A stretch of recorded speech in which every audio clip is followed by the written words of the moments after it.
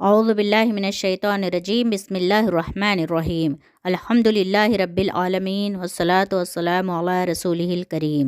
అస్సలాము అలైకుం వరహమతుల్లాహి వబరకాతుహు. ఫ్రెండ్స్, దర్సే ఖురాన్ తెలుగు అనువాదం శీర్షికలో సూరహ అల్ మాయిదా అనువాదాన్ని ఈరోజు చదువుదాం.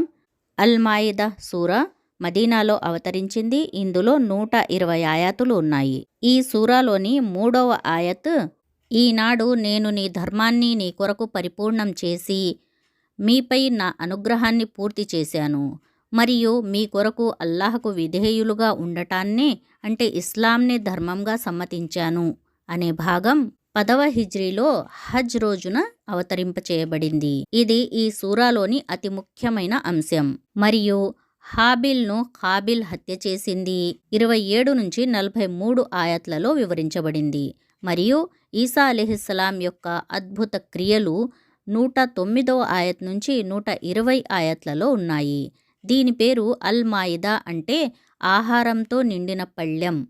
ఉర్దూలో దస్తర్ఖాన్ అనబడుతోంది. ఈ సూర పేరును 112వ ఆయత్ నుండి తీసుకోబడింది. అల్హమ్దులిల్లా. ఇప్పుడు ఆయత్ యొక్క అనువాదాన్ని చదువుదాం. అనంత కరుణామయుడు అపార కృపాశీలుడు అయిన అల్లాహ్ పేరుతో ప్రారంభిస్తున్నాను. విశ్వాసులారా, కట్టుబాట్లను పూర్తిగా పాటించండి. మీ కొరకు పశువులను పోలిన జంతువులన్నీ ధర్మసమ్మతం అంటే హలాల్ చేయబడ్డాయి, ముందు మీకు తెలుపబడబోయేవి తప్ప. కానీ ఇహ్రాం స్థితిలో వేటను మీ కొరకు ధర్మసమ్మతం చేసుకోకండి. నిస్సందేహంగా అల్లా తాను కోరిన ఆజ్ఞను జారీ చేస్తాడు. విశ్వసించిన ప్రజలారా, దైవభక్తి చిహ్నాలను అగౌరవపరచకండి. నిషిద్ధ మాసాలలో ఏ మాసాన్ని ధర్మసమ్మతం చేసుకోకండి. ఖుర్బానీ పశువులపై చెయ్యి చేసుకోకండి. అల్లా మొక్కుబడికి సూచనగా మెడలలో పట్టెడలు కలిగి ఉన్న జంతువులను ముట్టుకోకండి.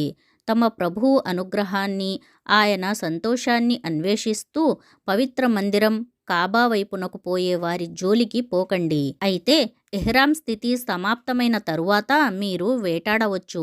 చూడండి, మిమ్మల్ని మస్జిదే హరాంకు పోనీయకుండా ఒక వర్గం వారు నిరోధించారని వారిపై ఆగ్రహించి ఆవేశంలో మీరు వారిపై అనుచితమైన దౌర్జన్యానికి పాల్పడకండి. కానీ మంచికి దైవభక్తికి సంబంధించిన పనులలో అందరితోనూ సహకరించండి. పాపకార్యాలలో, అత్యాచారాలలో ఎవరితోనూ సహకరించకండి. అల్లాకు భయపడండి, ఆయన శిక్ష బహుకఠినమైనది.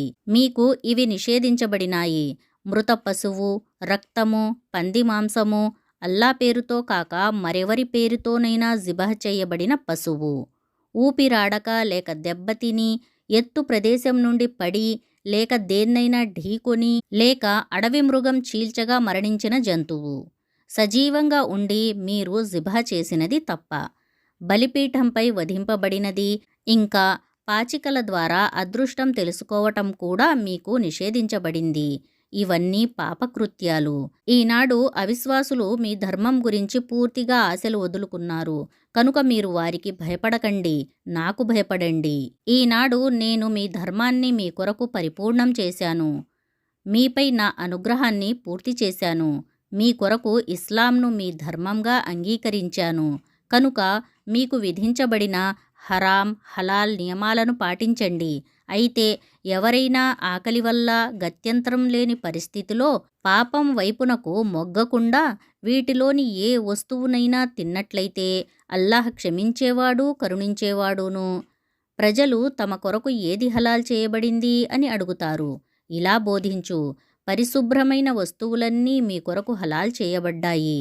మీరు తర్ఫీదు ఇచ్చిన వేట జంతువులు, దేవుడు మీకు ప్రసాదించిన జ్ఞానం ఆధారంగా మీరు వేటాడే తర్ఫీదును ఇచ్చినవి. అవి మీ కొరకు పట్టిన జంతువును కూడా మీరు తినవచ్చు, కానీ దానిపై అల్లా పేరును ఉచ్చరించండి. అల్లాహ్ శాసనాన్ని ఉల్లంఘించేందుకు భయపడండి. లెక్క తీసుకోవాలంటే అల్లాకు ఎంతోసేపు పట్టదు. ఈనాడు మీ కొరకు శుభ్రమైన వస్తువులన్నీ హలాల్ చేయబడ్డాయి. గ్రంథ ప్రజల భోజనం మీకు హలాల్, మీ భోజనం వారికి హలాల్. సుచరితలైన స్త్రీలు కూడా మీకు హలాల్, వారు విశ్వాసుల వర్గానికి చెందిన వారైనా సరే లేక మీకు పూర్వం గ్రంథం పొందిన జాతులకు చెందిన వారైనా సరే. కానీ మీరు వారి మహరును చెల్లించి వివాహం చేసుకుని వారికి రక్షకులు కావాలి. అంతేకాని వారితో స్వేచ్ఛా కామక్రీడలకు పాల్పడటం కానీ లేక దొంగచాటు సంబంధాలను పెంచుకోవడం కానీ చెయ్యరాదు. విశ్వాస వైఖరిని అవలంబించటానికి తిరస్కరించేవాడు తన జీవితంలో సాధించినదంతా వ్యర్థమవుతుంది. ఇంకా అతడు పరలోకంలో దివాలా తీస్తాడు. విశ్వసించిన ప్రజలారా, మీరు నమాజు కొరకు లేచినప్పుడు మీ ముఖాలను, చేతులను మోచేతుల వరకు ప్రక్షాళనం చేసుకోండి. తలపై చేతులతో రాయండి. కాళ్లను చీలమండ వరకు కడుక్కోండి. మీరు అపరిశుద్ధంగా ఉంటే స్నానం చేసి పరిశుద్ధులు అవ్వండి. మీరు గనక అస్వస్థులైతే లేక ప్రయాణ స్థితిలో ఉంటే లేక మీలో ఎవరైనా కాలకృత్యాలు తీర్చుకొని వస్తే లేక మీరు స్త్రీలను ముట్టుకుంటే అప్పుడు నీరు లభించని పక్షంలో పరిశుభ్రమైన మట్టితో విధిని నిర్వహించండి. దానిపై చేతులతో కొట్టి మీ ముఖాలపై, చేతులపై రాయండి. మీకు జీవితాన్ని కష్టతరం చేయటం అల్లా అభిమతం కాదు. కానీ ఆయన మిమ్మల్ని పరిశుద్ధం చేయగోరుతున్నాడు. మీపై అనుగ్రహాన్ని పూర్తి చేయగోరుతున్నాడు. మీరు కృతజ్ఞులవుతారేమో అని. అల్లా మీకు ప్రసాదించిన వరాన్ని జ్ఞాపకం ఉంచుకోండి. ఆయన మీ నుండి తీసుకున్న దృఢమైన ప్రమాణాన్ని మరువకండి. అంటే మీరు ఇలా అన్నారు: మేము విన్నాము, విధేయత చూపటానికి అంగీకరించాము. అల్లాకు భయపడండి. అల్లాకు హృదయాలలో ఉన్న మర్మాలు కూడా తెలుసు. విశ్వసించిన ప్రజలారా, అల్లా కొరకు సత్యంపై స్థిరంగా ఉండండి. న్యాయానికి సాక్షులుగా ఉండండి. ఏదైనా వర్గంతో ఉన్న వైరం కారణంగా మీరు ఆవేశానికి లోనై న్యాయాన్ని త్యజించకండి. న్యాయం చెయ్యండి. అదే దైవభక్తికి సరితూగినది. అల్లాకు భయపడుతూ వ్యవహరించండి. మీరు చేసేదంతా అల్లాకు పూర్తిగా తెలుసు. విశ్వసించి మంచి పనులు చేసేవారికి అల్లా వాగ్దానం చేశాడు. వారి పాపాలకు క్షమాభిక్ష, వారికి గొప్ప బహుమానం లభిస్తాయని. ఇక అవిశ్వాసానికి పాల్పడేవారు, అల్లా ఆయాతులను నిరాకరించేవారు నరకానికి పోతారు. విశ్వసించిన ప్రజలారా, అల్లా మీకు మొన్ననే చేసిన ఆ మహోపకారాన్ని జ్ఞాపకం తెచ్చుకోండి. అప్పుడు ఒక వర్గం వారు మీపై చెయ్యి చేసుకోవాలని సంకల్పించారు. కానీ అల్లా వారి చేతులను మీపైకి లేవకుండా ఆపాడు. అల్లాకు భయపడుతూ పనిచెయ్యండి. విశ్వాసులు అల్లానే నమ్ముకోవాలి. అల్లా ఇశ్రాయేలు సంతతి నుండి దృఢమైన ప్రమాణాన్ని తీసుకున్నాడు. వారిలో 12 మందిని నాయకులుగా నియమించాడు. ఇంకా వారితో ఇలా అన్నాడు: నేను మీతో ఉన్నాను. మీరు గనక నమాజును స్థాపిస్తే, జకాత్ ఇస్తే, నా ప్రవక్తలను విశ్వసించి వారికి తోడ్పడితే, అల్లాకు మంచి రుణాన్ని ఇస్తూ ఉంటే నమ్మండి. నేను మీలోని చెడుగులను మీ నుండి తుడిచివేస్తాను. ఇంకా మిమ్మల్ని కింద కాలువలు ప్రవహించే ఉద్యానవనాలలోకి ప్రవేశింపచేస్తాను. అయితే దీని తరువాత మీలో తిరస్కార వైఖరిని అవలంబించేవాడు వాస్తవానికి రుజుమార్గం తప్పినవాడవుతాడు. వారు తమ వాగ్దానాన్ని భంగపరిచిన కారణంగా మేము వారిని మా కారుణ్యానికి దూరంగా విసిరివేశాము.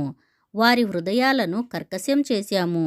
ఇప్పుడు వారి స్థితి ఎలా ఉందంటే, వారు పదాలను తారుమారు చేసి వాటి అర్థాన్ని, సందర్భాన్ని పూర్తిగా మార్చివేస్తారు.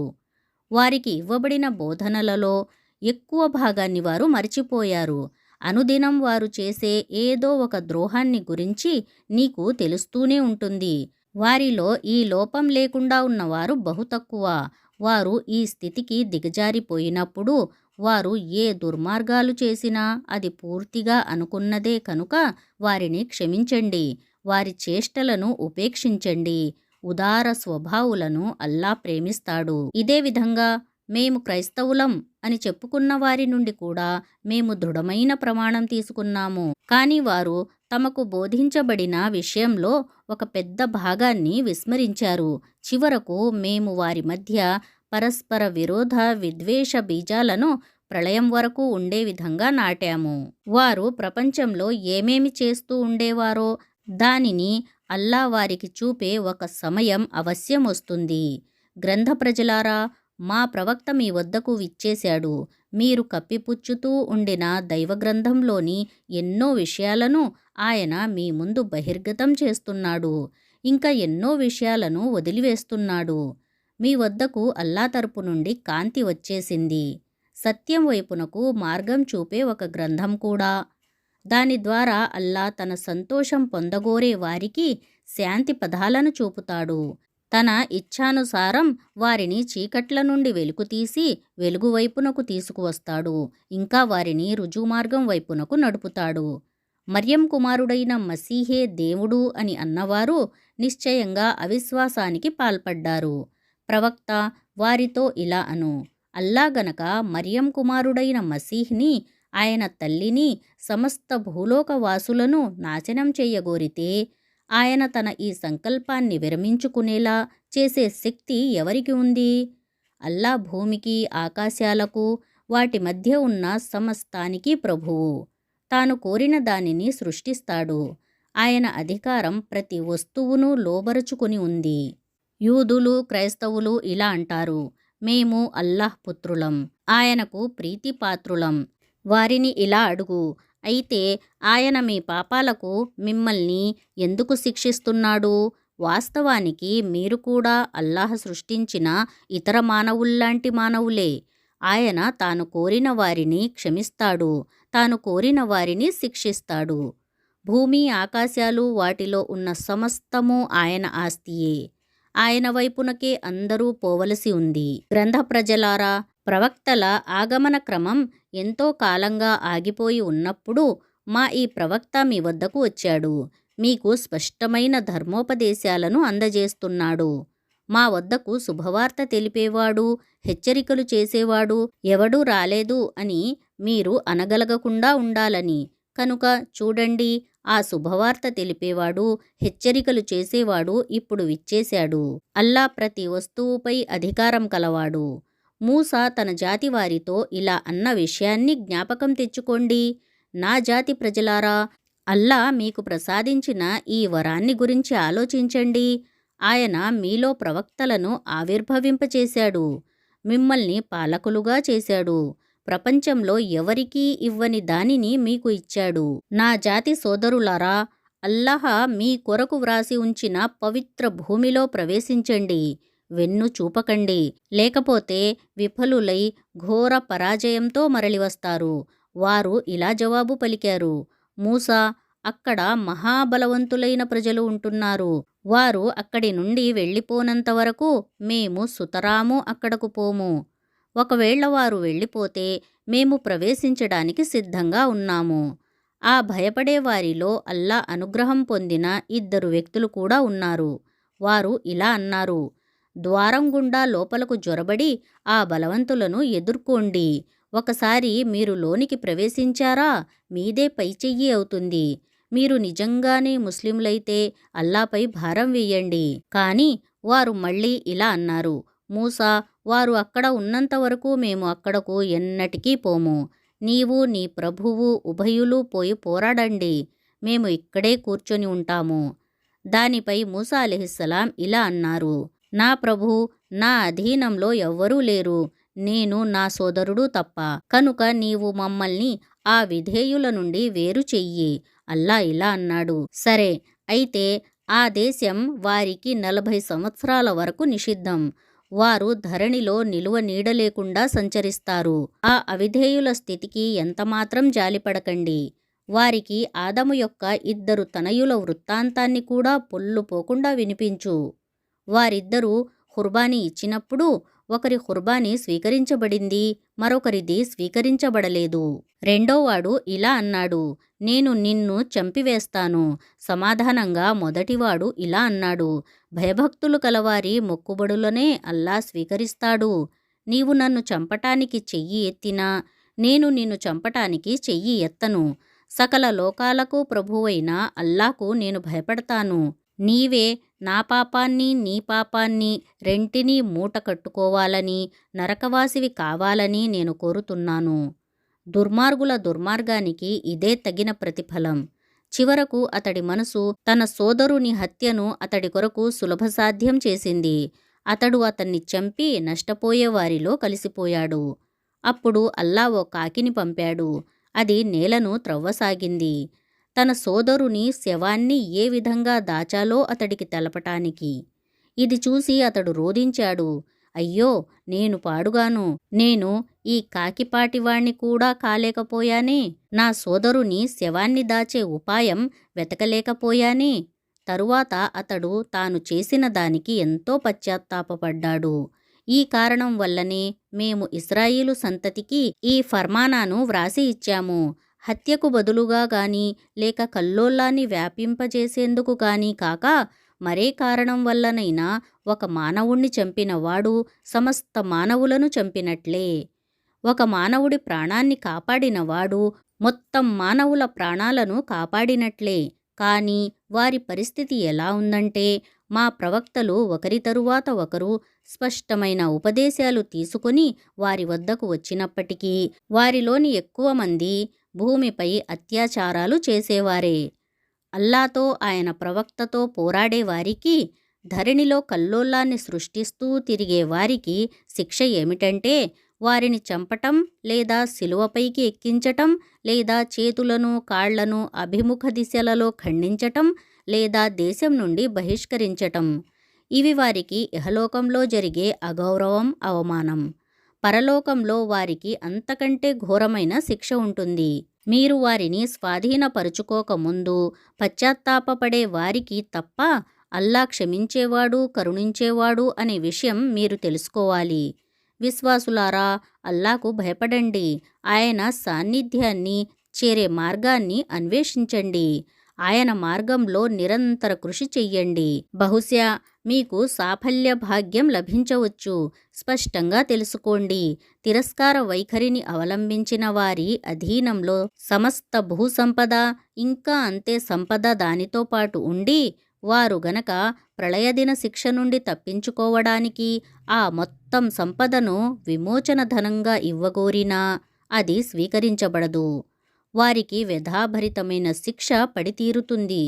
నరకాగ్ని నుండి వారు బయటకు పారిపోవాలని కోరుకుంటారు, కానీ బయటికి రాలేరు. వారికి సదా ఉండే శిక్ష విధించబడుతుంది. దొంగ స్త్రీ అయినా పురుషుడైనా ఉభయుల చేతులు నరకండి. ఇది వారి సంపాదనకు ప్రతిఫలం. అల్లా తరపు నుండి గుణపాఠం నేర్పే శిక్ష. అల్లా సర్వశక్తిమంతుడు, అత్యంత వివేక సంపన్నుడు.